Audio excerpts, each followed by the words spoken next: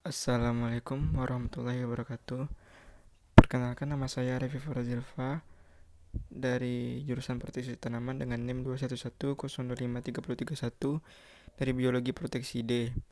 Di sini saya akan membuat tugas TTP tentang struktur anatomi batang, akar, dan daun. Dapat diketahui bahwa perbedaan yang mencocok antara tumbuhan dikotil terletak pada berkas pembuluh. Berkas pembuluh pada tumbuhan dikotil terlihat lebih teratur, sedangkan berkas pembuluh pada tumbuhan monokotil terlihat berkas dari silem atau suatu alat transportasi yang digunakan untuk mengikuti sari makanan dan unsur hara dari tanah. Keseluruhan tumbuh-tumbuhan dari dan floem yaitu berkas yang berfungsi sebagai pengangkut hasil fotosintesis dari daun ke seluruh tubuh tumbuhan.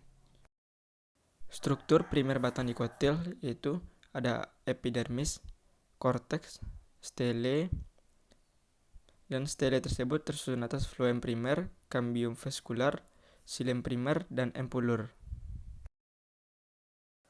Struktur morfologi akar. Panjang akar dipengaruhi oleh faktor eksternal, seperti pada porositas tanah, tersedianya air dan mineral, dan kelembapan tanah. Secara morfologis, itu dipotong membujur. Struktur dan jaringan akar terdiri atas leher akar atau pangkal akar, batang akar, dan cabang akar. Dan inilah perbedaan dari struktur akar dikotil dan monokotil, yang dimana namanya sama dan strukturnya yang berbeda.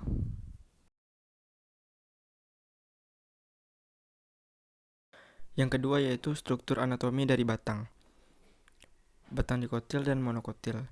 Pada tumbuhan dikotil, batangnya memiliki lapisan-lapisan yang terbagi jelas dan memiliki lapisan kambium yang memungkinkan adanya pertumbuhan sekunder.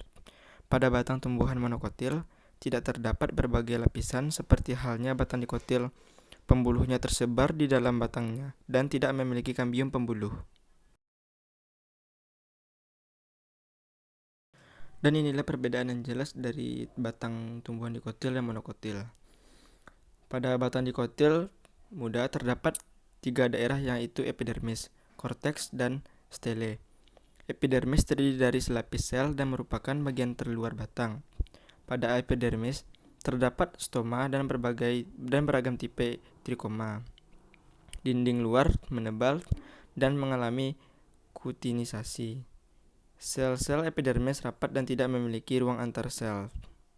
Dan epidermis berperan dalam mencegah transpirasi dan melindungi jaringan dalam dari kerusakan mekanis dan penyakit. Dan batang monokotil sama dengan batang dikotil memiliki epidermis, korteks, dan stele. Korteks bisa berkembang baik atau tidak nyata. Struktur dan susunan berkas vakuler terutama yang membedakan batang dikotil dan monokotil. Berkas vaskuler tersebar, termasuk juga empulur, sehingga tidak ada batas yang jelas antara korteks dan empulur. Dan selanjutnya kita lanjut ke anatomi daun. Anatomi daun pada umumnya mempunyai warna hijau yang menjadi ciri khas dari daun itu sendiri. Mengapa daun kebanyakan memiliki warna hijau? Karena warna hijau yang dihasilkan dari daun ini berasal dari zat hijau. Daun yang biasa kita sebut dengan klorofil. Warna hijau ini mempunyai peran penting dalam menangkap energi yang dihasilkan oleh matahari untuk mendukung yang namanya proses fotosintesis atau proses biokimia atau proses memasak makanan. Struktur daun ada bagian luar dan bagian dalam. Pada struktur bagian luar, pada daun pun terdapat kategori dan sempurna. Daun dikatakan sempurna apabila terbentuk dari 3 bagian. Bagian pelepah daun. Pada dasarnya daun mempunyai bentuk membulat dilengkapi dengan suatu variasi. Dan ada juga pada bagian dalam struktur anatominya seperti jaringan epidermis. Bagian ini atau jaringan epidermis merupakan bagian sel yang hidup di area paling luar dari daun. Yang jaringan ini berfungsi untuk melindungi jaringan-jaringan yang ada di dalamnya. Jaringan mesofil. Jaringan ini dibedakan menjadi 2, bagian meliputi jaringan tiang atau biasanya disebut dengan jaringan palisade, dan jaringan bunga karang atau biasanya disebut dengan bunga spons atau jaringan spons. Jaringan tiang mempunyai banyak kandungan kloroplas yang digunakan untuk membantu dalam proses memasak makanan. Dan ada juga berkas pembuluh angkut. Berkas pembuluh angkut dibedakan menjadi dua, bagian meliputi pembuluh kayu dan juga pembuluh tipis. Pembuluh kayu dikenal sebagai silem yang dimana mempunyai fungsi untuk mengangkut air dan juga mineral untuk dibawa ke bagian daun. Dan pada pembuluh tapis dikenal sebagai floem yang mempunyai peran atau fungsi dalam menyebarkan hasil dari proses fotosintesis dari bagian daun ke seluruh bagian dari tubuh tumbuhan untuk memberi pertumbuhan. Dan ada stomata. Stomata mempunyai peran sebagai alat respirasi yang nantinya akan membantu mengambil gas CO2 yang ada di udara bebas dan selanjutnya akan digunakan untuk membantu proses fotosintesis yang menghasilkan gas O2. Dan gambar ini membedakan dari tumbuhan monokotil dan daun dari tumbuhan dikotil. Pada struktur anatomi daun monokotil, secara umum daun monokotil itu diketahui karena bentuk daunnya yang mirip dengan bentuk pita, seperti pada gambar. Di bagian pangkal mempunyai lembaran yang digunakan untuk membungkus bagian batangnya. Kemudian posisi pada urat daunnya juga terlihat saling sejajar.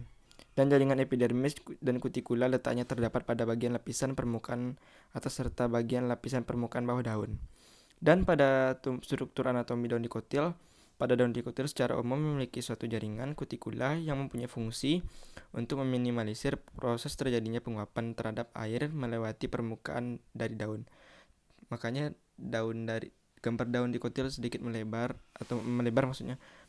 Jaringan kutikula adalah hasil dari proses penebalan yang terjadi dari zat kutin yang terletaknya pada bagian atas dan juga bawah permukaan daun. Sekian dari saya, terima kasih. Wassalamualaikum warahmatullahi wabarakatuh.